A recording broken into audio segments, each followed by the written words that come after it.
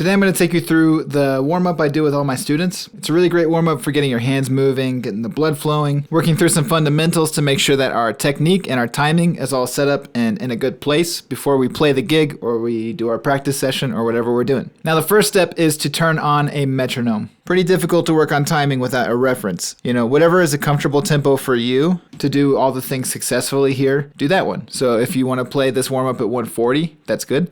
If that's too fast, you want to play this warm-up at 80, that's fine. Wherever you're at, it's going to be good for you. So this warm-up is split into a few different segments, and the length of each segment is just kind of up to you. So when I'm doing this in my lessons, we switch to the next thing whenever I decide to switch. But when doing this on your own, switch whenever you want to. 4 bars, 8 bars, 16 bars, whatever you like. But I think it's better to spend as much time as you need on each segment instead of it being just a thing that you run through, So it starts with just legato eighth notes. So that's full strokes, that's rebound strokes. We're making sure that we're really throwing our stick into the drum, that we're getting a good rebound, that our wrist and our grip is nice and relaxed.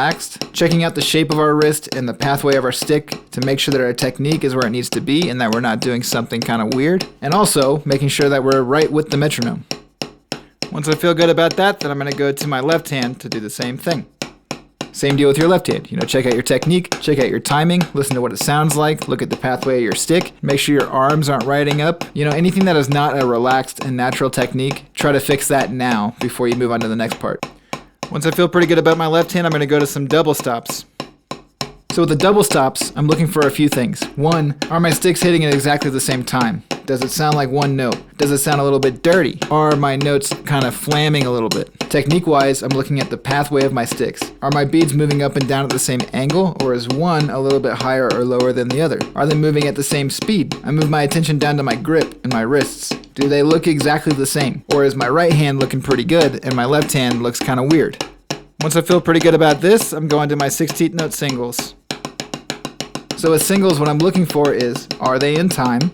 Like, am I playing exactly with the metronome? Am I burying the metronome? Are the spaces in between each note absolutely consistent? Or does it sound a little bit choppy? And then just like the double stops, I'm looking at the angle of the sticks. Are my sticks moving up to exactly the same spot, or is one higher than the other? And then is the height of my sticks consistent? So are they going up to the same spot every time? Then as always, I'm moving down to my technique. Did I change my approach to play these singles?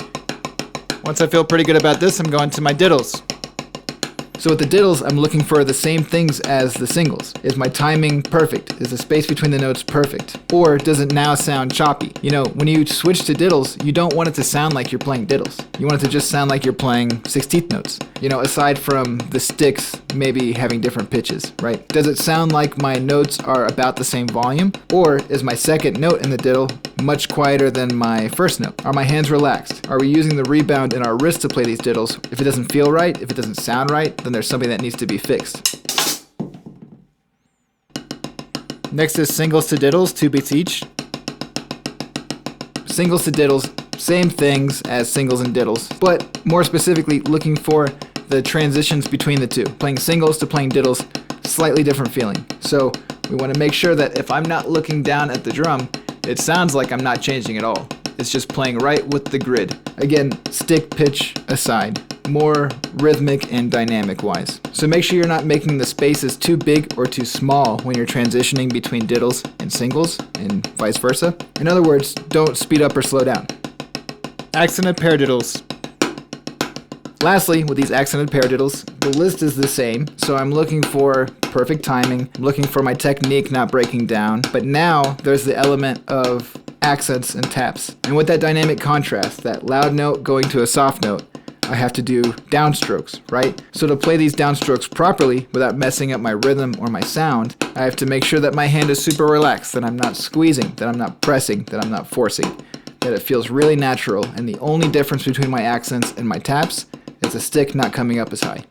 Now, you might be thinking, a warm-up without triplet diddle, flams, I use those things as exercises, but when I'm warming up for a gig or I'm warming up with a student before our lesson, I'm not really treating that as like in the lot where I'm going through every possible warm-up sequence there is. I'm just trying to get in the zone physically and mentally. Is my timing good? Is my technique good? Do my hands feel ready? That's pretty much it. Really whatever you want, whatever you like. This is just what I like. So let me know in the comments what kind of warm-up you like, or if you end up using this idea, let me know if you've done anything to change it.